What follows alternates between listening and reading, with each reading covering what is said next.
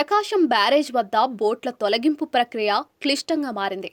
బోట్లను ఒడ్డుకు తెచ్చేందుకు ఇంజనీర్లు, అధికారులు, బోట్లు వెలికితీసే నిపుణులు 6 రోజులుగా తీవ్రంగా శ్రమిస్తూ ఉన్నారు.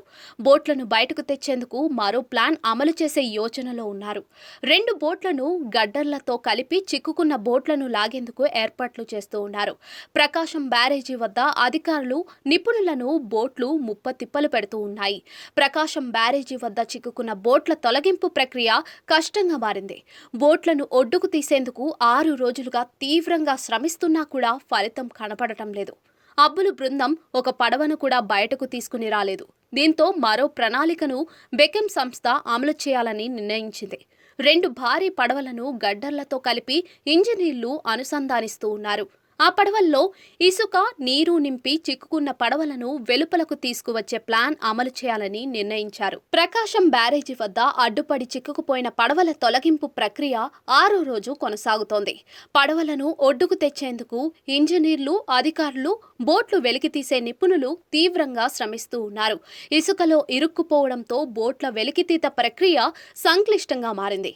ఈ నెల 1న భారీ ప్రవాహానికి ఎగువ నుంచి వేగంగా కొట్టుకు వచ్చిన 5 బోట్లు బ్యారేజీ గేట్లను బలంగా ఢీకొట్టాయి.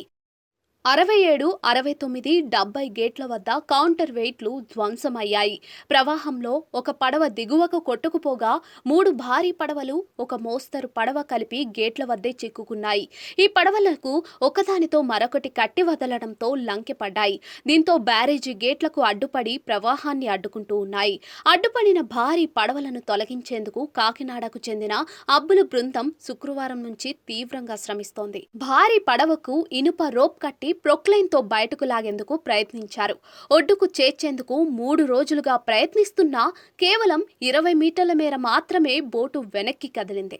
ఒక్కోటి 40 టన్నుల పైగా బరువుండి ఒకదానితో మరొకటి లంకెపడటంతో 3 భారీ పడవలు కదలడం లేదు. ఒక పడవను బయటకు తీసే క్రమంలో ఇసుకలో చిక్కుకుపోవడంతో ఆటంకం ఏర్పడింది. నదిలో ప్రవాహం పెరుగుతూ ఉండటంతో వాటి తొలగింపు సంక్లిష్టంగా మారింది. 100 టన్నుల బరువులాగే ప్రొక్లైన్ కు రోప్లు కట్టి ఒడ్డుకు చేర్చేందుకు తీవ్ర ప్రయత్నాలైతే చేస్తూ ఉన్నారు. బ్యారేజీ ఎగువ వైపు నుంచి భారీ పడవలను అధికారులు తెప్పిస్తూ ఉన్నారు. చిక్కుకున్న పడవలను వాటికి కట్టి ఒడ్డుకు చేర్చేందుకు విశ్వ ప్రయత్నాలు చేస్తూ ఉన్నారు.